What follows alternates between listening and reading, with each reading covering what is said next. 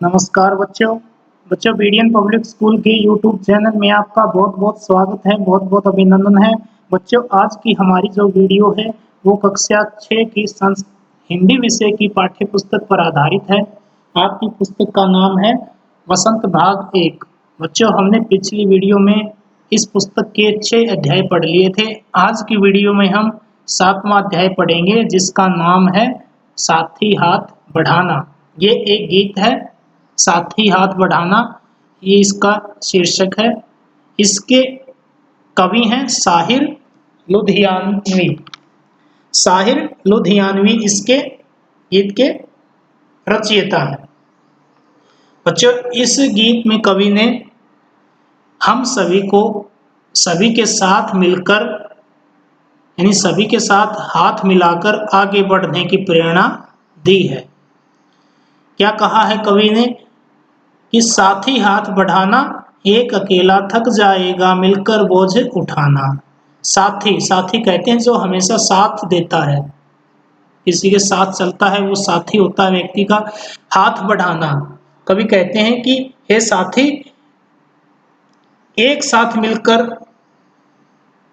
यानी अपने हाथ का सहारा दूसरे लोगों को भी देना चाहिए। एक अकेला थक जाएगा मिलकर बोझ उठाना। एक अकेला व्यक्ति काम करते करते थक जाता है। अब कोई अकेला व्यक्ति काम करते हुए थक जाता है तो उसके बोझ को बांटकर कम कर लेना चाहिए। कवि हमें संदेश देते हैं कि अगर कोई व्यक्ति अकेला काम कर रहा है, वह थक जाएगा, उस काम को बांटकर हमें उसका बोझ कम कर देना चाहिए। साथी हाथ बढ़ाना, ये साथी हमेशा दूसरों के साथ हाथ बढ़ाते हुए आगे चलते रहो। आगे है, हम मेहनत वालों ने जब भी मिलकर कदम बढ़ाया, सागर ने रास्ता छोड़ा पर्वत ने शीश झुकाया। फौलादी हैं सीने अपने फौलादी हैं बाहें, हम चाहें तो चट्टानों में पैदा कर दे राहें साथी हाथ बढ़ाना। ये कविता का पहला पद्य है। आगे कवि कहते हैं कि हम मेहनत वालों ने जब भी, यानी हम जो व्यक्ति मेहनत करने वाले होते हैं, संघर्षशील होते हैं, उनने जब भी, वे आपस में जब भी मिलकर आगे बढ़ते हैं तो उनके आगे सागर ने रास्ता छोड़ा। सागर भी रास्ता छोड़ देते हैं, यानी मार्ग दे देते हैं, और उनके आगे पर्वत ने शीश झुकाया। जो पर्वत होते हैं वो मेहनत करने वालों के आगे शीश झुका लेते हैं।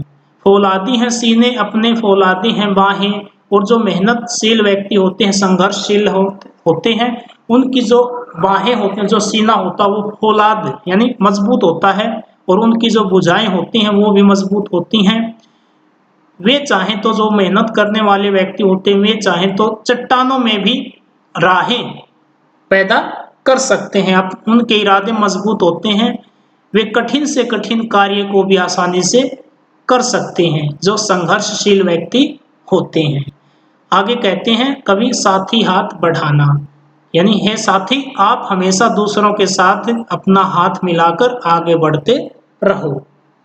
आगे कहते हैं, मेहनत अपने लेख की रेखा मेहनत से क्या डरना, कल गैरों की खातिर की आज अपनी खातिर करना। मेहनत यानी जो परिश्रम होता है, इस पद्य में कवि कहते हैं जो परिश्रम होता है, जो मेहनत करने वाले जो साथी होते हैं, उनसे कहता है कि मेहनत से हमारी किस्मत की रेखा है। जो हाथों की रेखा होती है वो वास्तव में किस्मत की रेखा नहीं होती।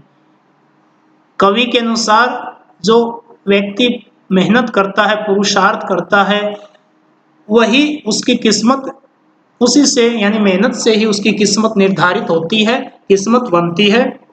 हाथों की रेखा से किस्मत नहीं होती। तो मेहनत से क्या डरना, आगे कहते हैं, यानी मेहनत करने से हमें डरना नहीं चाहिए, हमें मेहनत ही करनी चाहिए।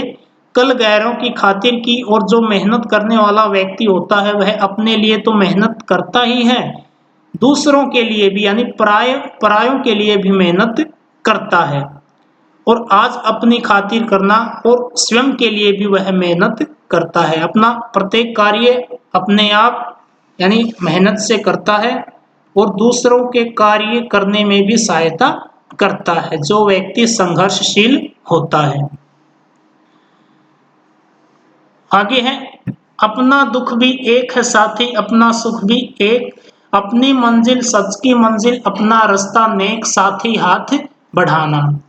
आगे कवि कहते हैं कि हमारा यानी हम सब का जो दुख है वो एक समान है। जो मेहनत करने वाले होते हैं उनसे कहता है कि जो हमारा जो दुख सुख है वो एक समान है तथा सुख भी एक जैसा है। अपनी मंजिल तो सच्चाई की ही एक मंजिल है, यानी सच के रास्ते पर चलकर ही आपने अपनी मंजिल को प्राप्त करना है। अपनी मंजिल सच की मंजिल, अपना रास्ता नेक, और जो रास्ता आपने चुनना है अपनी मंजिल को प्राप्त करने के लिए वह आपका नेक रास्ता होना चाहिए, हमेशा सच का रास्ता होना चाहिए। आगे कवि कहते हैं साथी हाथ बढ़ाना, कि है साथी आप हमेशा अपना हाथ दूसरों के साथ बढ़ाते हुए मिलाकर आगे बढ़ना है।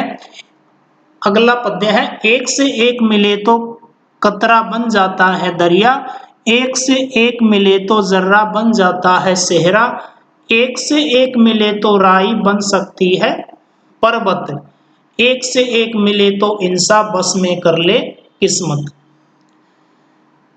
एक से एक मिले तो कतरा होता है बूंद, यानी एक एक बूंद जब मिल जाती है तो एक नदी का निर्माण होता, दरिया यानी नदी। एक एक बूंद मिलने से नदी बन जाती है। एक से एक मिले तो जर्रा, जर्रा होता है कण, रेत का एक कण, वो कैसा बन जाता है, यानी रेगिस्तान का रूप वह धारण कर लेता है। जब एक एक रेत का कण आपस में मिल जाता है तो वह रेगिस्तान का स्थान बन जाता है। एक से एक मिले तो राई, राई होता है सरसों का दाना, दाने की तरह एक ही इसका आकार होता है। वो अगर एक से एक मिले तो कैसा रूप बन सकती है, पर्वत के समान बन सकती है।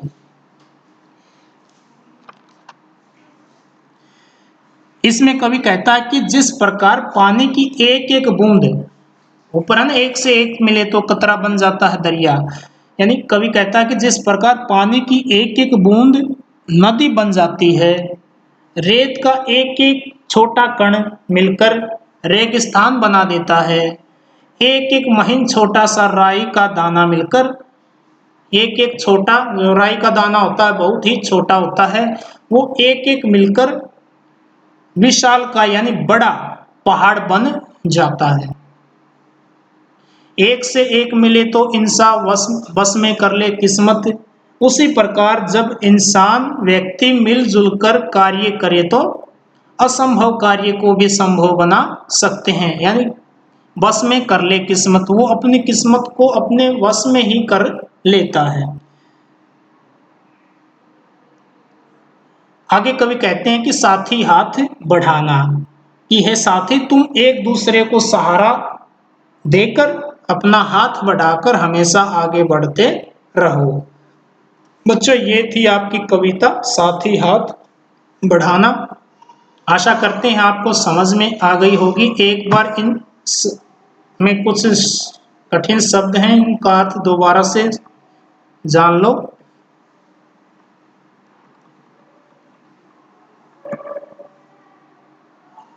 फौलादी, एक शब्द आया फौलादी, इसका अर्थ होता है मजबूत, इसका अर्थ होता है मजबूत, यानी लोहे के समान जो मजबूत होता है उसे फौलादी कहते हैं।